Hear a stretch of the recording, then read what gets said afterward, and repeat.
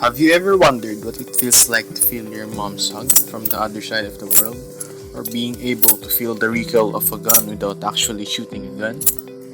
That's what haptic feedback and VR technology together can do, and it's called tactile VR.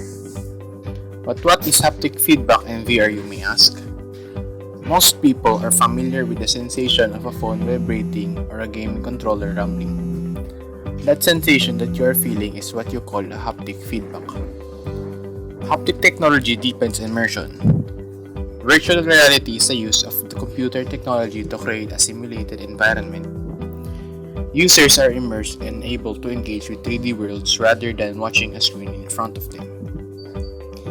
There are three applications where tactile VR or haptic feedback VR can greatly be of benefit. Number 1 is in the military.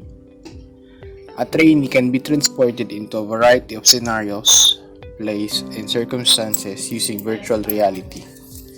It can be used for a variety of purposes, including flying simulators, warfare simulations, medic trainings, vehicle simulation, and virtual bootcamp scenarios to prepare and train soldiers without putting them in harm's way until they are ready for conflict. With haptic technology, soldiers can also shoot fake guns while still being able to train the gun's recoil control and aim accuracy without actually using a real gun. Number 2 is medical training. Working with virtual patients using VR technology will eliminate the risk of inflicting harm or making a mistake while practicing on real patients. Virtual patients are used to allow students to develop skills that can later be applied in the real world. With haptic technology, medical students like surgeons or dentists can feel what they are doing to be more accurate when they become real surgeons and dentists. Number 3 is in sports. Coaches and athletes may utilize VR to train more efficiently in a variety of sports since they can observe and experience specific scenarios again and improve each time, and they can also train by themselves with the help of their coaches from afar, just like in Avengers. It can primarily be used as a training tool to assess different athletic performances and techniques. Number 4 is mental health. A person can use virtual reality therapy to engage in a reenactment of a traumatic incident to come to terms with it and heal. It can also be used to help those with anxiety, phobias, and depression.